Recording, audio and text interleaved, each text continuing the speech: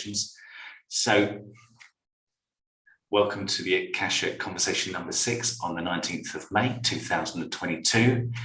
As that nice lady at Zoom has just told us, this is being recorded, which means that if you'd like not to be recorded, then please don't have your webcam on at any point, and you can ask questions in the chat and I can then speak to them.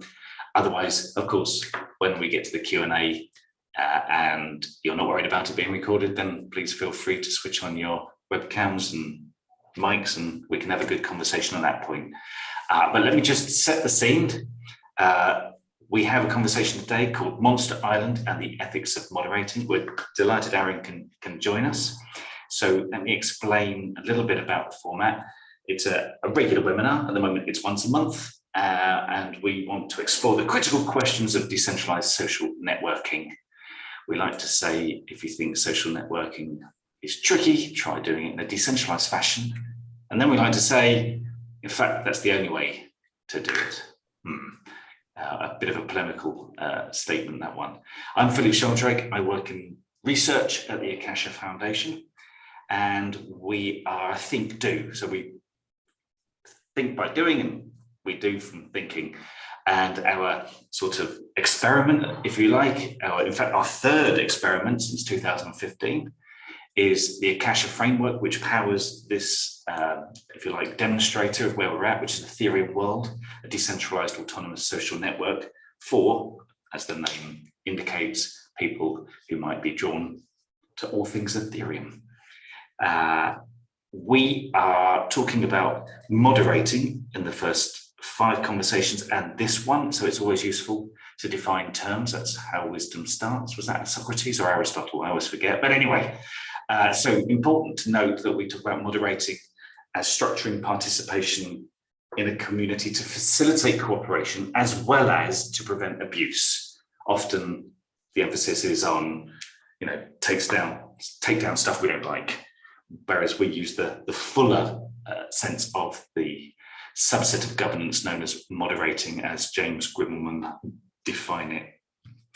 So we are a non-profit foundation that does everything open source and for public domain, and we want to help co-create moderating systems for decentralized social networks. And the only way we can do that is together, which is why we host these conversations to cross-fertilize ideas and learn different perspectives, insights, and experience. If you'd like to join some of the conversation, we've recently spun up a discourse. You can find it at forum.akasha.org or scan the QR code. And now I can hand over to Aaron, because you don't want to hear from me. You want to hear from Aaron. He's a secular moral philosophy educator. I think you've been doing that for about a decade. Is that right, Aaron?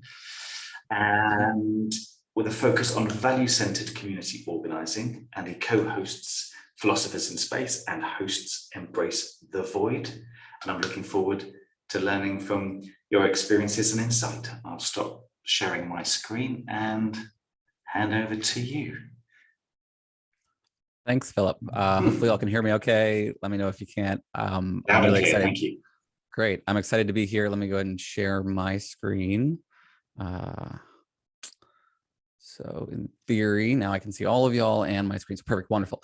Thank you for having me in to be part of this community discussion. As I was mentioning before, got to watch through all the previous ones, and I'm really blown away by the way that y'all are doing this, the structure of these discussions, the questions that were being asked. It's all wonderful. And so I'm excited to hopefully try to add a little bit to this and mostly hear back from y'all a lot of interesting questions and concerns. So the least important thing first, who am I? I come from a background, as you said, of analytic moral philosophy. I'm now focused in moral education.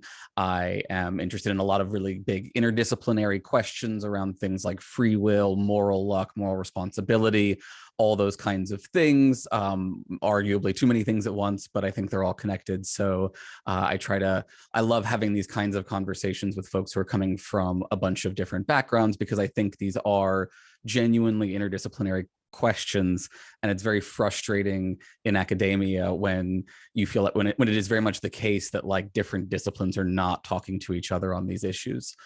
So with that in mind, I want to talk today about Monster Island and the ethics of moderating. Monster Island, what is Monster Island? I wrote a UK Skeptic Mag article. The UK Mag is run by Merseyside Skeptic. They're wonderful people. I wrote an article if you want to see the sort of long form version of this, but the sort of 20-minute short version here is Monster Island was many things, right? On one level, it was just a Facebook group set up by myself and some other people during the Trump election as a place for us to have really, let's say, robust argument without bothering normies. We were having these conversations on our Facebook wall and people were miserable about it. So we moved it to this private group. So that was one purpose. Another, and I want to stress the informal here. It was also kind of an informal experiment that we kind of conceived of to test the possibility of unmoderated spaces through a kind of almost radical decentralization at first. The idea was, this would be a space where there would be no formal rules. There would just be moderating by members of the community through norm enforcement, through chastising and criticizing or, praising, whatever sort of things like that. And we wanted to see, could such a thing function? How long could it last? And the answer was both 4 years and it not at all, because it immediately started to have problems. The other thing I think we could ask, was Monster Island a community? And I think this gets at something that is a big concern to y'all, which is what is a community and how does moderation serve or hinder the development of a functional community? So we'll come back to that question at the end, but let me work through the story here a little bit. So basically, how did Monster Island die? Monster Island, as I said, starts out with all these people, very diverse in terms of political viewpoints, contrary to the kind of current situation of echo chambers. We were really actively trying to pull people from far right and far left kinds of positions. And what we quickly found was, at least in that kind of space, with those sorts of individuals, you immediately needed some sort of rules. And the way it went was, and this will play to one of the themes later about the unpredictability of moderating. We didn't know we couldn't have predicted ahead of time what the rules were going to be that we needed. It went something roughly like, first, we needed a rule to people deleting content because people were deleting threads for various reasons and it was making people angry, and it was being used to sort of avoid the consequences of people's claims and things like that. So we had to make a rule against that. And then on top of that, we had to make rules like no doxing people, no taking people's pictures off, family members' pictures off of their Facebook pages and photoshopping them having inappropriate relations with military dictators or things like that. Again, very unpredictable sorts of reactionary behavior. And what this really sort of highlighted was that basically, you can't, if you say you have a space with no rules, people will come in and check and see if you really mean it.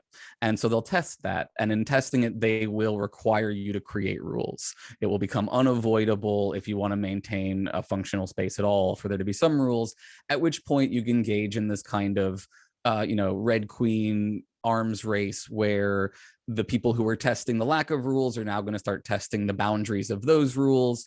They will come up with more and more, annoying edge cases and try to force you to create more complicated, more sophisticated rules because it's entertaining to them or various other kinds of reasons, right? And you're never going to be able to make the rules that can fully anticipate all future harmful behaviors or edge cases. It's just not going to happen. So what you see is this endless process of escalation between moderators and antisocial elements in these communities. This, takes the form of some people deliberately attempting to just try to find a way to destroy the community. And ultimately, what really was the problem was the internet behavior becomes real world behavior. And this is something where we are very hesitant, I think, as a society to really talk about the interactions between these worlds. I think partly coming out of, justified concern about the way that talk of video games and pornography and these other kinds of content could, corrupt people in harmful ways. were reticent to say, well, ideas can actually cause harm. But I think what we saw in our community was a very, very stark example of this. So I left Monster Island personally, like 2 years in or something like that. It continued for a few years after. And I, was vaguely aware of what was going on with it up until we had a situation with this guy, Ryan Balk. And I should say content warning, if it wasn't clear, there's going to be some content in here that's not going to be pleasant. Ryan Balk was someone who I argued with when I was on the island. He was a far right, openly white nationalist, openly let's get out in the streets and fight kind of individual, as much as one would say, they could say on Facebook without getting zucked. That was his position. And so he would post things like this. I don't know how much analysis you need of this. There's a lot of detail going on here. I think things to highlight are that it's openly anti-Semitic, and that it's openly a kind of call to arms, right? That it's two individuals representing two parts of what he thought of it. These people think of as like white nationalist history, coming together to fight off everybody else, right? All the multicultural kind of stuff. Ryan Balk took his ideas seriously. He got out in the streets violently, one would argue. He was part of the Kenosha shooting. So I think folks here from all over the world saw a little bit of American info here, right? He was part of a shooting where a guy with a kid with an assault rifle was in the streets during some riots that were taking place in Kenosha and shot some people. He argues in self-defense. It was obviously a conflict. He got exonerated. He was not sent to prison. He's now a right-wing media individual. Ryan Balk was a part of his group. He was their quote unquote tactical advisor, according to reporting. Sorry. Just to clarify, Aaron, that event played out after you'd been interacting with him on Monster Island. Yes, correct. So this has happened after to make sure that everybody understood. No, yeah. So here's what happens. We find out that Ryan Balk is part of this shooting, right? This is a group of 400 people. There are only 400 people on Monster Island at its peak. One of those 400 people is involved in a nationally televised mass shooting, or not shooting, nationally televised shooting. A couple people were killed. At which point we were like, we're going to shut this down. And we immediately just killed the group. It was done. So that was the death of Monster Island, was that very, very real sort of reminder that people who talk about this stuff online aren't just talking about it. And we've had another reminder of that in the past week, which I'll get to here in a second. But I want to talk a little bit about the implications of this. Now, again, informal study. This was back when I was just a philosopher. I wasn't doing interdisciplinary psychology work. I was not allowed near test subjects in any kind of way. So, there are lots of criticisms you could raise about, were you poisoning the well by calling it Monster Island or something like that? I don't think it actually was. I think for various reasons, you can see that this is a reoccurring problem in a bunch of different systems. So that being said, let me talk about some of the implications. First of all, moderating is essential at every level. And by level, I mean different kinds of moderating. There are lots of different ways to divide up the world of moderation. This is in reference, content decorum and point of view is a reference to a recent argument I had with Jim Rutt about content moderation. And this is his model, which like the model itself is not necessarily terrible as long as you acknowledge that at every level of this, you're going to have to be removing content or removing individuals who are doing certain kinds of things, up to and including very politely, denying the Holocaust and promoting white nationalist positions. Otherwise, what you just see is that bad content drives out good content. That's just the way it happens. Moderating will always be, as I say, an active negotiation, never a solved problem. It's been a reoccurring theme in y'all's talks, so I'm here to co-sign that. There will always be both A, legitimate concerns, and B, trolls. And I want to really emphasize the legitimate concerns part here. I've had conversations about content moderation with folks from the far right, libertarian and the far left communist. And the only thing that really differs about them is who they're worried about having control of the content moderation, whether it's the government or corporations respectively, right? But they're all worried about the wrong people having, the levers of control. And I think it's always going to be a reasonable thing to worry about. And the more you have a scaled up community, the more there's going to, I think this is my next claim. I think there's also a problem. There's always going to be a need for some centralized control. So I'll talk about that in a second. As I say, there will always be hard cases. People are always going to be unsatisfied with your decisions. You're always going to be dealing with people who are accusing you of being too fascistic in your approach. There will never be universal satisfaction. And then finally, moderating should flow, in my opinion, from genuinely shared community values, which I love is something that y'all emphasize as well. Clear rules aren't just for justifying future enforcement. They're a message about what matters most in the community and which things are going to win out when hard cases arise. So if you have a situation where it's a real choice between free speech and protecting the members of your community, for example, you want to be very clear on which thing's going to win. And then finally, sometimes paternalism is necessary. So I'm going to talk about that first in a little bit. But I want to give you guys an example just to get a sense of this problem as I see it. So here again is that example of the Ryan Balk meme, which, using your virtual show of hands, how many of you would moderate this, would remove this content from your community in a sense? Or think about it to yourself. Feel free to use your hand raise if you want. I think the reality is probably the majority of people probably would remove this content for the explicit anti-Semitism in particular. That's usually a line for people. Now, look at this piece of content, also cited in my article. I'm going to go read it out for folks. It says, the forces of critical race theory have established dominance in our institutions, but the Rebel Alliance with Josh Hawley, James Lindsay, and Chris Rufo is ready to fight back. Swords up. How many of you think that we should remove that content from our communities? This is a harder question, I think, right? I would guess that the majority of moderators would leave this content in for various reasons. It doesn't explicitly call for violence. It's more metaphorical, and it doesn't explicitly tie in anti-Semitism if you're not familiar with the use of the Teutonic Knights. So here, when I have it side by side like this, hopefully you can realize these are the same thing. One of them is just in-group memeing, and one of them is out-group memeing. One of them is talking to people who aren't members of your community, and it's hiding its power level, is what we would call this in various ways.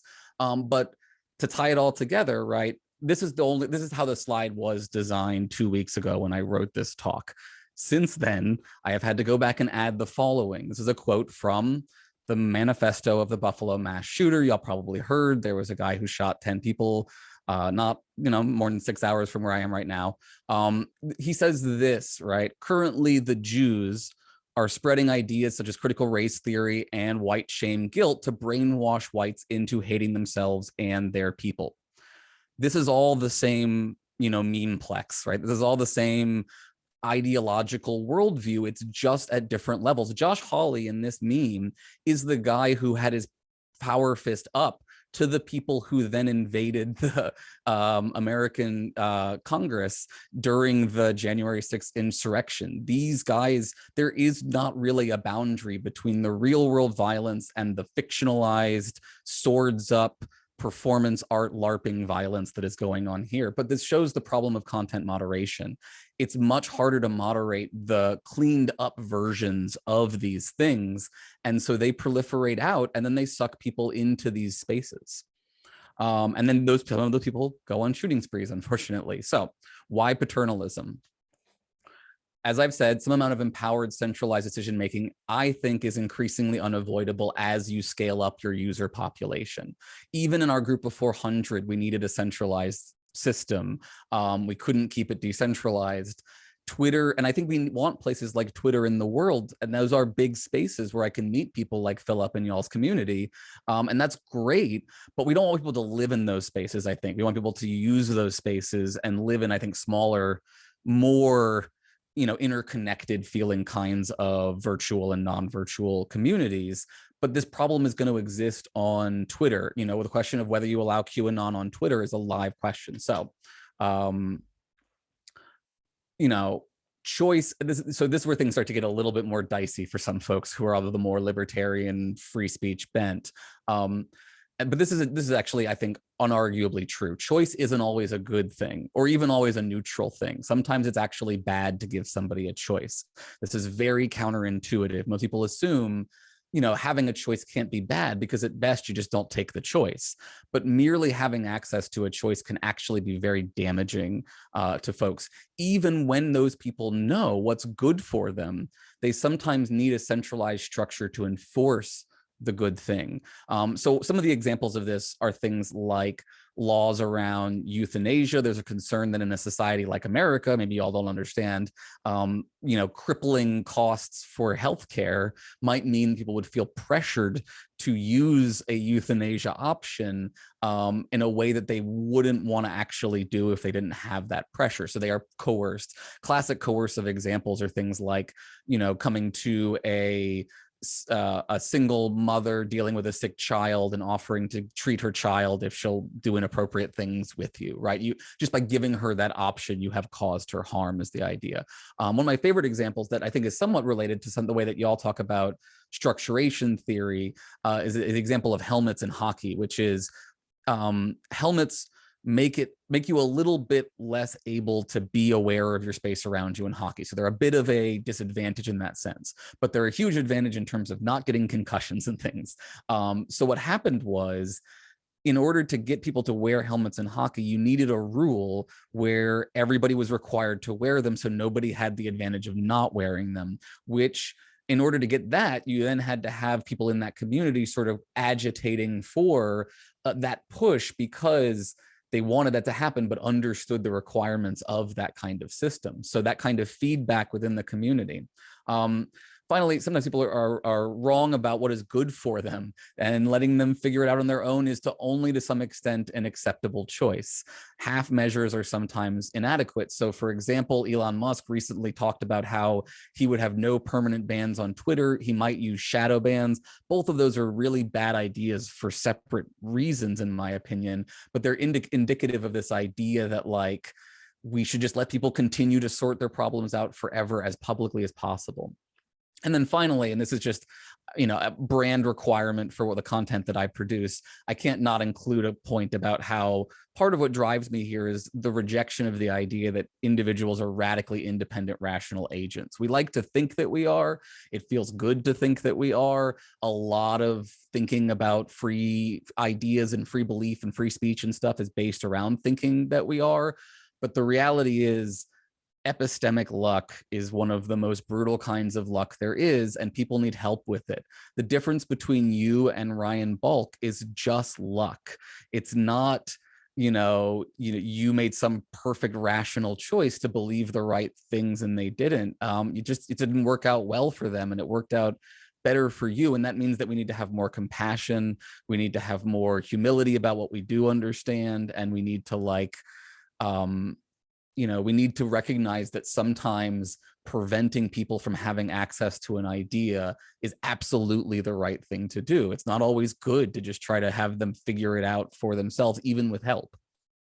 So I always have to include also the obligatory, if you want to hear more of my rantings about how you don't have free will and it's luck all the way down, here are all the various places that you can find me. I'm happy to talk about more of those things as well. But I want to wrap up on value-centered community organizing, because as Philip was talking about, this is really, really central, really important to me. So this question, was Monster Island a community?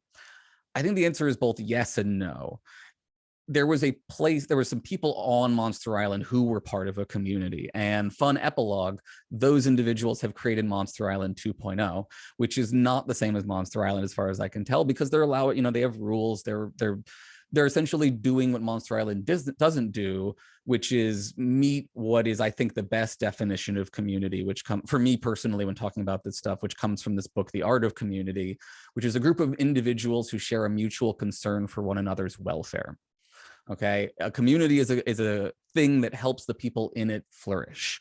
That's what a community is, and everyone in it cares about the flourishing of other people in that community, and that often takes the form of protecting those people from harms, allowing them, and especially protecting them from loneliness. So one other important definition that I actually just got recently from an Ezra Klein podcast, despite it being Epictetus, I hadn't heard this one before. Hannah Arendt uses this as well when she's talking about the reasons that people turn into Ryan Balk is because of loneliness sometimes. And what this quote is, the lonely individual finds themselves surrounded by others with whom they cannot establish contact, or to those or to whose hostility they are exposed. So two important things there. People need connection, and they need genuine human connection. And I love that y'all are working to try to figure out how to help with that. And that involves not being exposed to some kinds of hostility. Protect, call it safe spaces, call it whatever you want, protecting people. If you don't protect the most marginalized members of your community, they will leave your community, and they have every reason to do so because you're not prioritizing their well-being, and that's what a community does. So I'll end here with this quote from this book, which is one of my favorite quotes. Go defeat loneliness, create belonging. The world is waiting for it. So thank you all very much.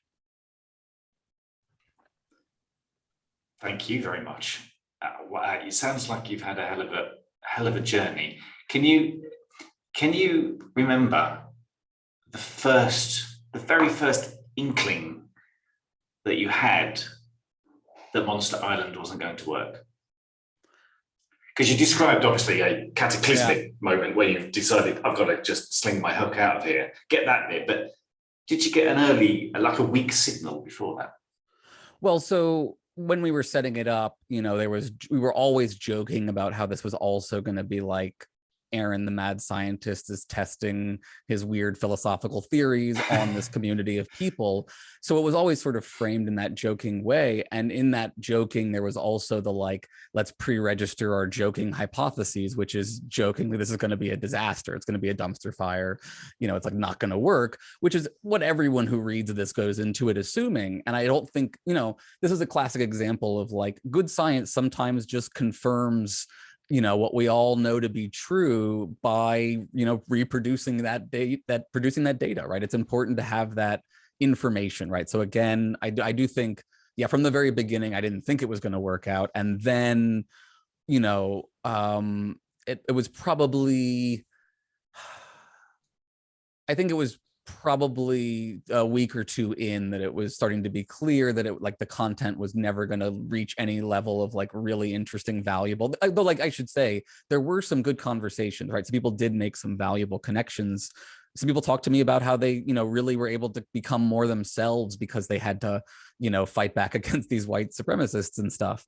So I think there was value there. It wasn't a total 100% failure to help people via community. But it was clear pretty early on that there was going to be a lot more shitty content than good content. And then probably around the time when we had to create the rule that you couldn't take people's family members' pictures and post them as pornographic video or pornographic content, that was probably when it was pretty clear that this was never going anywhere. That's not what I said, a weak signal. That's a fairly right. Sorry, not weak signal, but but thank you for walking us through that as the signal got stronger. Let me just add one more quick thing in there. I don't talk about much about the demographics. We really tried to bring in both far right and far left, and we struggled to bring in far right people who wanted to have conversations. I'm not going to say there weren't trolls on the left too, or people trying to shut down conversations, but the people on the right, even the ones who were in the leadership of this group, struggled to recruit from their other far right groups anybody who wanted to actually debate anything. So that was just, maybe they were just in the wrong communities. Maybe there are conservatives out there, but I do think that was somewhat indicative of, that was an early inkling for us, was there's a problem here, which is one side of this is not actually interested in even having angry knockdown, drag out arguments.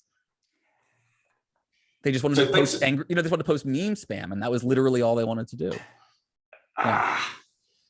So thanks for posting some questions in the chat here. I was going to take them just as they arrived, but there's one here that's a natural segue to the conversation we've just had. It's a question from Derek. I don't know if you want me to ask the question, Derek, or whether you're more than happy to switch on your mic and ask it yourself.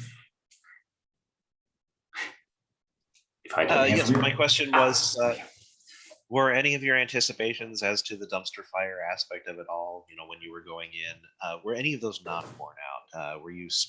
Did you have any pleasant surprises during the course of the experiment? I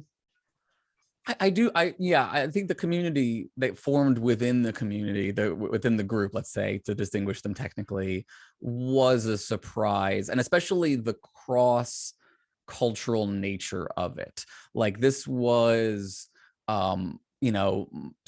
centrist moderate conservatives and even a couple of the very far right people making really what seemed to be genuine close friendships and relationships with people very, very far away from them politically, personally, socially, every kind of way you could imagine. And I think that those relationships probably are helping those people. Like, I do think interaction with other people like that in a long-term interpersonal way makes it a little harder to just demonize those communities. It makes it a little easier to have a little bit of compassion towards those kinds of folks. Not always, but sometimes. So I think that was one surprise for me, was that the depth of those relationships turned out to be really significant and impressive. Thanks for the question, Derek. We have a question from Dane. I can ask it unless you would like to, Dane. I'll ask it on your behalf then. Dane says, you mentioned that you don't want people to live on Twitter, was your exact phrase, and that you'd prefer people to go to smaller spaces. But how do you balance the openness of being exposed to and exposing your ideas to people outside your ideological bubble, your filters, versus curating a space you'd like to be in? Yeah, and when I say it's probably funny to my friends who might be here for this talk for me to say don't live on Twitter, because they know that I live on Twitter. I think that Twitter is an incredibly valuable space for, as you say, exposing your ideas and being exposed to new ideas. I've met an amazing number of wonderful people through that website. The vast majority of the guests for my podcast are met via that website. So I think it's really valuable. What I guess I feel like is it can serve, there could be internet communities can serve two different kinds of functions, and one can be a more of an in-group versus an out-group, and you want a healthy balance of both, is what I would say, right? So I think people who live only on Twitter are probably going to struggle with feelings of loneliness more. It's not a website that I think really fosters a feeling of community. They put up a option where you can create groups on there now. I don't know how well that's worked out for them, but it just doesn't feel tailored in that direction. So I have the Philosophers in Space Facebook group, which if anybody wants to snoop on a group that doesn't require almost any content moderation, it's maybe once every other month we have an issue. We had a bit of a dust up or two around when the Roe v. Wade ruling was leaked, and that was mostly lefties attacking other lefties out of frustration, anger, sadness, all the things. But for the most part, the group requires almost no moderation, and it's partly because we don't let people in who aren't interested in talking about this stuff. We're not interested in having ridiculous knockdown, drag out debates. We allow relatively free interaction, but if someone acts inappropriately, we're just going to kick them, and it's not too much of a conversation. And that's, that plus I think a lot of the people who were on Monster Island also, some of them joined Philosophers in Space group and specifically wanted to make it a space that was not Monster Island. And so there was a kind of active interest in that. So yeah, I think you want to have a small family feeling kind of community space, as well as here's where I'm, public squaring it up kind of space. Thanks for that. Much appreciated. I'm going to go to a question from Alex and then over to Ryan. So Alex asks, unless you want to ask it yourself, maybe. Feel free to butt in and I'll ask it. But granting that Monster Island was doomed to failure, would you say that 100 Monster Islands would fail 100 different ways? Or I guess, is it more predictable than that? Would it be 100 similar ways? Right. Is the fall pattern the same every time? It's a great question. Yeah, it's a really good question. And it's assuming the same universe, like I would say, I think you'll see some variation, but not much. So I would say the largest chance of variation is, statistically speaking, it seems unlikely to me that for every group of 400 people doing a Monster Island, one of them is going to be involved in a national shooting incident.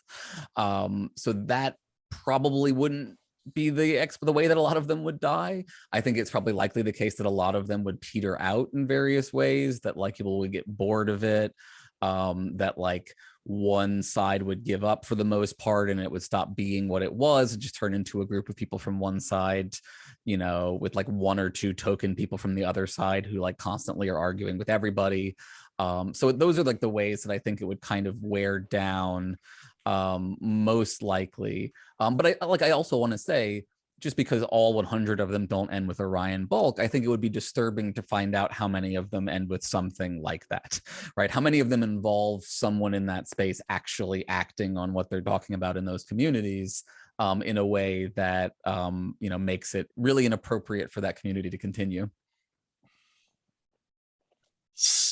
That's that's an indictment, really, is it? That is an indictment of human community. So if you're saying with such assuredness that 100 Monster Islands, 100 collections of 400 people would all die a miserable death, if they didn't engage in functional content moderation, yeah, I think is the case in my opinion. And like without functional content moderation, something bad happens every time, it seems like to me. I'm you know, and like Philosophers in Space has content moderation in the form of who we let in, what we're talking about, what's allowed to stay up, all that kind of stuff. So like we're not enforcing it all the time, but like those expectations are there. I also just want to highlight something else that sort of is implicit in this conversation, but we haven't talked about, which is, you know, solutions at the small scale level are not necessarily going to be functional at the large scale. So we're talking about, you know, my small Facebook community versus Twitter, right? Like they can't work the same way. Some things maybe are going to be the same, like in terms of we're always going to be taking down white nationalist content or something like that. But like what you classify, like, so on Twitter, I would have a hard time justifying removing that tweet by Chris Rufo. I think that it would be tough to like, it'd be really tough to make that case because you'd end up pulling down a lot of content, I think.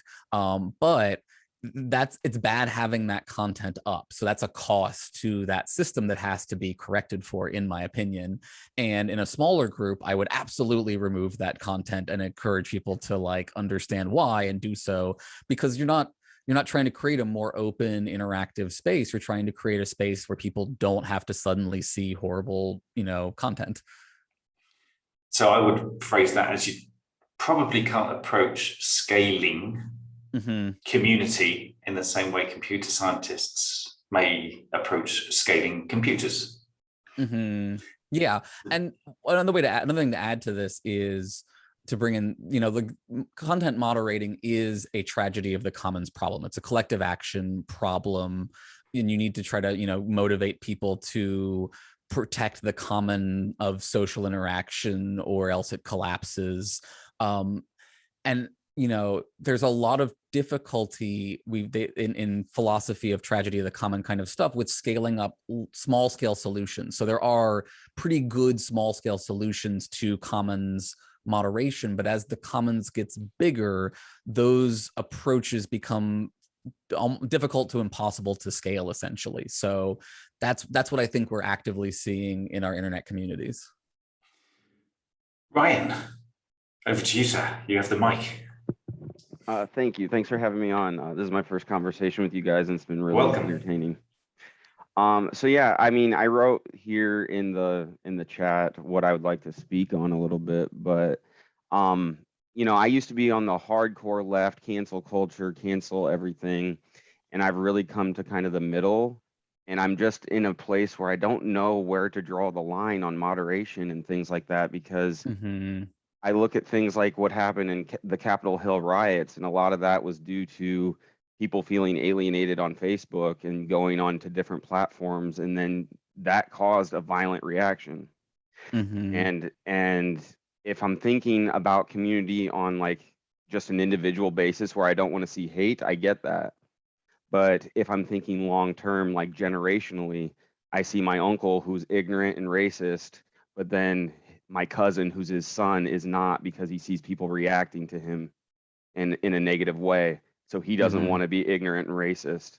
So a whole generation later, he's kind of been a little bit rehabilitated by seeing the way his dad has been treated by people who don't like to see racism and don't like to see his bigotry. So I kind of just want to talk a little bit on where does that play into effect, because sometimes the moderation indirectly causes the violent reaction.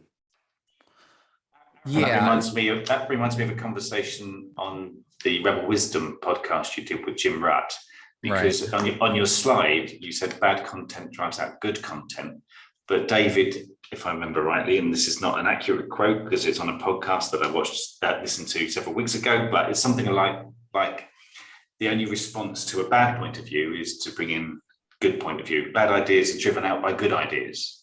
And I think that's a characterization of what Ryan's saying here, but it does seem to be contrary to what your presentation was saying.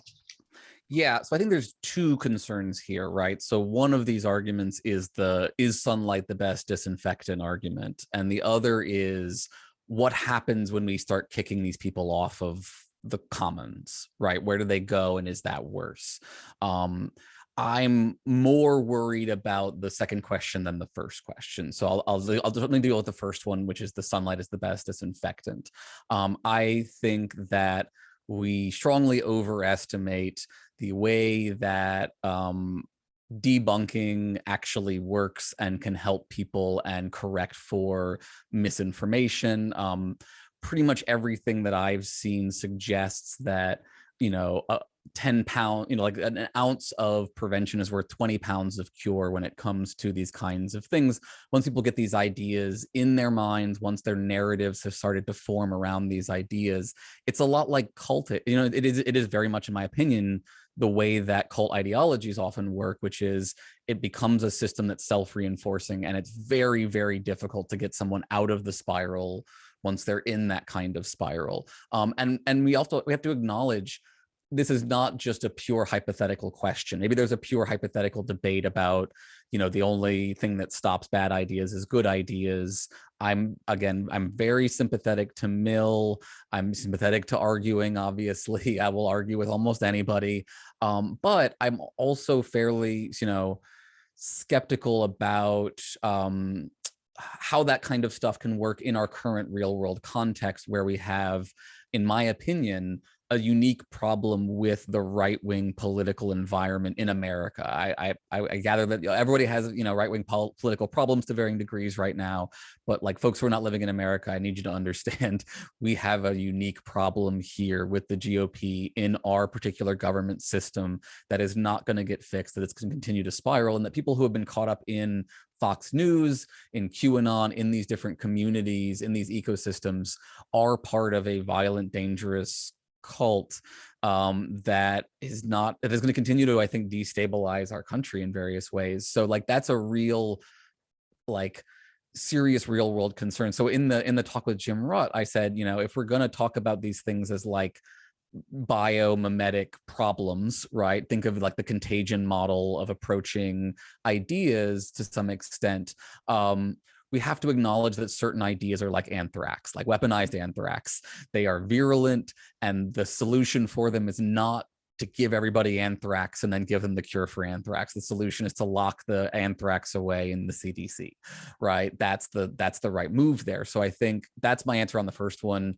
I feel fairly confident about the psychology side of that, and that's why I feel like partly why I'm confident in saying I think we need content moderation of things, especially like conspiracy theories. How, the details there is very, very hard, though. I don't want to let my, confidence suggest that I can map out for you, which things are going to be removed and which aren't, because it is an endless ongoing process of, trying to weigh costs and benefits about what you're removing. Now, the second question I think makes me much more worried, which is how do we know if we kick these people off of this content or off of Twitter, for example, and what happens if they go to Gab or whatever, and then they get more radicalized, right? And then they get more, organized, and then we have a more serious problem. And honestly, I don't even think we have an ability to assess, I don't think we can do research to study which is worse. Like, we don't even have a method for assessing the costs on either side of this question, right? So maybe we can assess, I've talked with people on Embrace the Void, who I now, interact with as research colleagues, about radicalization numbers. They hang out on places like Telegraph and count how many people are involved, how much content is being posted, and they're like, yeah, there's a scary exponential amount of growth going on in these alternative ecosystems, that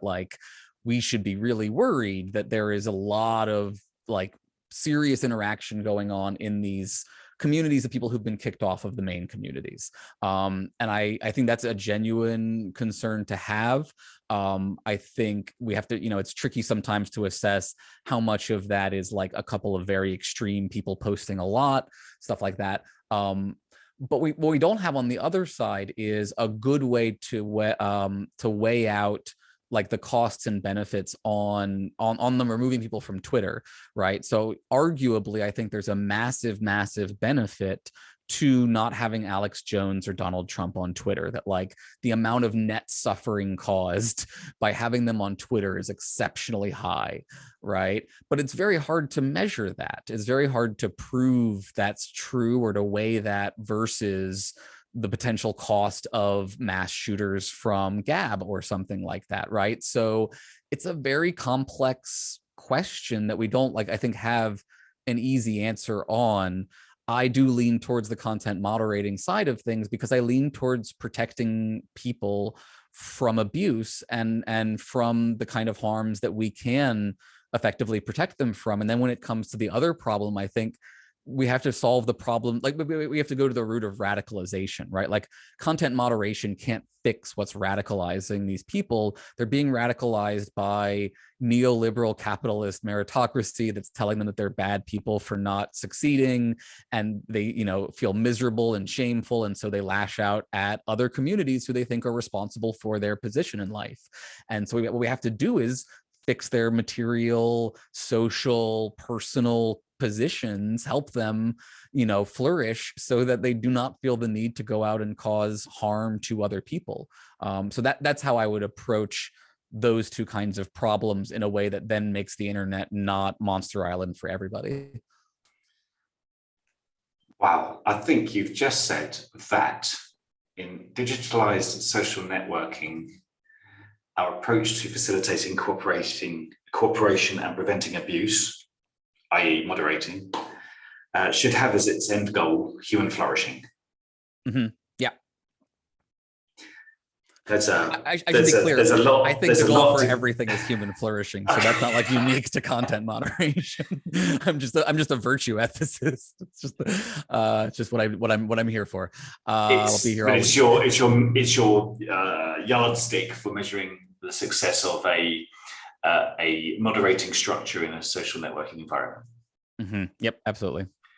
We have a question from Dame, which says, do you have any rules of thumb for content moderation within a context of changing social mores and sensibilities? Now, in the I missed the first part of that question a little bit. It's about the rules of thumb for content moderation when it comes to the context of society changing, social mores changing. Dame in particular, for example, pulls out the recent attention that Ruth Bader Ginsburg's comments around women have received, because she wrote about pregnancy when you referred to women, but now some people believe you should refer to them as pregnant people rather than women. Yeah. So that's an example of social mores or social norms in flux one way or the other. So how do you, I guess, translate that social context into an update of the rules you're applying in a social network? Yeah, so even though I think we want to do content moderation, I lean towards a again, because of my luck-based understanding of the world, a compassionate, forgiving, for people who genuinely are willing to try to change their behavior kind of approach. We have to acknowledge that like the world looks vastly different than it did 50 years ago even, right? Like we should live in a different universe than even 20 years ago. And like culturally, things have changed very, very quickly. And I think we should be sympathetic to people who are struggling to update, right? Especially, older individuals who genuinely want to update, but like, it's hard. I come from, spaces that are, we'll use the pejorative or non-pejorative term woke, however you want to describe that concept, right? I come from areas where people spend a lot of time thinking about things like how to change language in order to reduce oppression, sometimes maybe too much a little bit. And I think there are reasonable critiques of those communities that they are too focused on, superstructures of language and not enough on the material problems sometimes, or that they're just like, they're a little over, specializing in their attempts to try to change the language, like the pregnant person's example. So like, here's the thing. You've got a moral panic that's actively going on around these issues, which makes it even more difficult, right? We could have a whole separate conversation about how does the existence of a moral panic impact content moderation, right? Content moderation has to change with what's going on in your society to some extent. For example, like an uncontroversial example would be, imagine a white supremacist group just adopts a new symbol of some sort and makes it very popular, like Pepe the Frog, for example, right?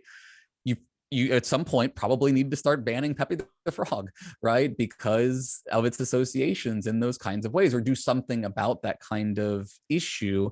You can think of the same thing for, language, where, there are easy cases, right? We no longer let people say, oh, that's gay in response to, in a negative kind of way, or there are words that we're obviously not going to be using anymore, right? There are words that are on their way out.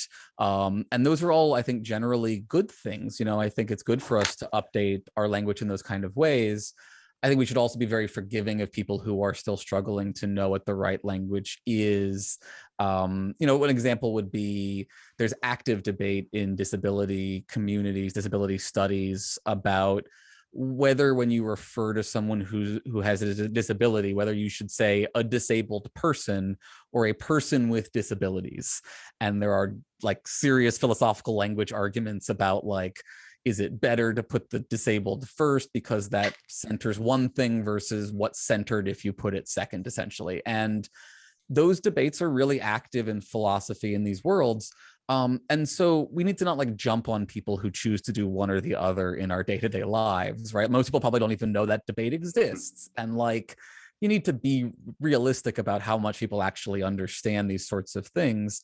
A lot of the stuff that I write for Skeptics Mag is about decoding online content for not online people in a way that they can understand why, when you hear someone talk about immigration in this particular way, you should be really worried that they're talking about white supremacist great replacement conspiracy theory stuff, because it's not always very obvious to people, because people hide their power level. They produce out group content, and that's how these systems work. I'm aware that we're coming to the top of the hour, but we have another question that I'm sure we can squeeze in the last few minutes. It comes from John, who appears to be, I believe, has some experience as what's known as a TNS, a trust and safety professional in terms of moderating community. He ran an anti-piracy team for a year, and they had real issues with content reviewers running into materials that were harmful to them personally. Yeah. So how on earth can we justify ethically doing moderating when the moderators experience psychological harm? Yeah, this is a really good question for which I wish I had a better answer. And I saw other Derek asked about the moral panic I was referring to. That's the rolling large-scale right-wing moral panic that involves PC, anti-wokeness, anti-communism. It's been going on since at least the 60s, and it's what's radicalized the right wing in our country. But this question about how do you protect the moderators? I don't know how. I really, and I think it's an incredibly important question, because I think y'all agree as a community to some extent that artificial content moderation is not going to be sufficient. AIs, I think, are not going to get to a point where they can be relied on 100% for content moderation. So you're always going to need human checkers, it seems to me. And they're going to always be checking. Now, maybe you hope that like the AIs are filtering out the worst of the worst, because those are easy to filter out, right? The Ryan Bulk meme is a lot easier maybe to filter out than the edge case stuff that would actually have to go to a human being. So maybe that makes it a little bit better. But when I think about this, one of my favorite books is World War Z. And if folks aren't familiar, it's about the history of the zombie wars after the fact, essentially. It's what people telling their experiences of a war against the zombies. And one of the most harrowing stories in it to me is the people whose job it was to monitor the radio waves during that period. And all they were there to do was collect information about what people were doing, where they were, and disseminate information out that would be useful to people. They couldn't have conversations with anyone out there. And all they did was listen to people dying, right? Listen to people suffering, listen to all of the horrors and misery. And they had to listen to it to do their jobs, right? And the book is basically like, and all of them killed themselves afterwards. Like, to a person, none of them survived. Not because they saw conflict, but because they were psychologically destroyed by it.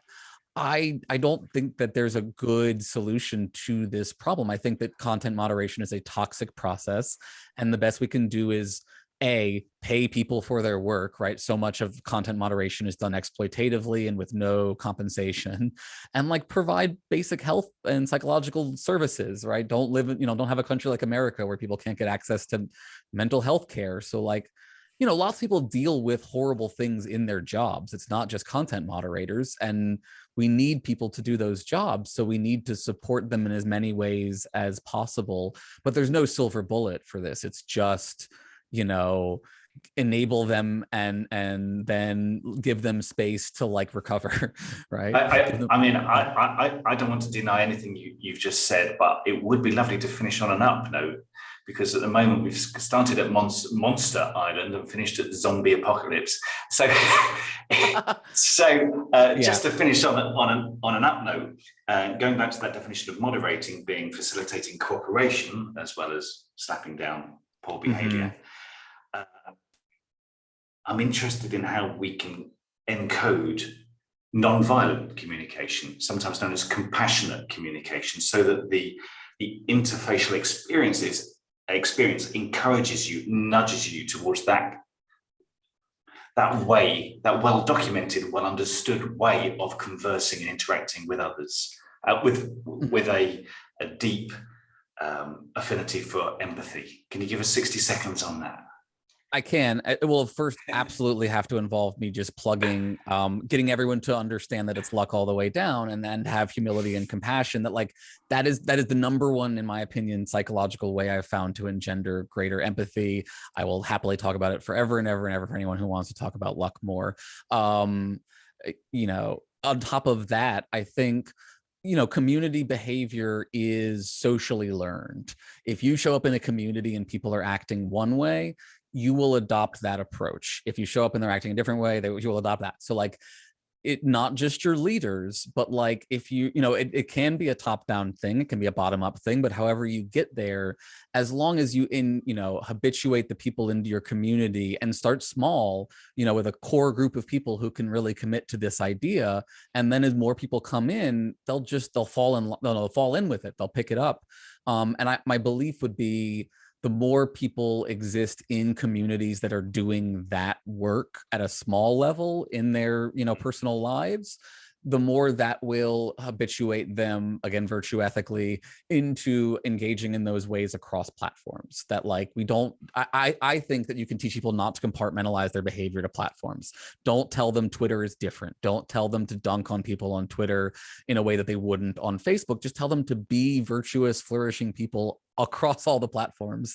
And then I think things get better. And I think we are able to get better. And I think people are burning out on the not getting better. So I think people are desperate for this. So that means that there's space to, help them. Thank you, Aaron. There's a link in the chat which points you to our forum, because the conversation does not have to stop now. We've had a great synchronous conversation. We can carry on asynchronously. I hope you'll join us there. Also, of course, over at akasha.ethereum.world, which is our experimentation with decentralized social. But I'd just like to thank everybody for coming to AKASHA Conversation number 6, and in particular, of course, to Aaron for leading the conversation. Thank you very much, sir. Much appreciated. Thank you all. Y'all led with the questions. I really appreciate it. Thank you. Take care, everyone. Thanks a lot, guys. Thanks a lot. Bye-bye. Take care, everyone. Thank you. Bye.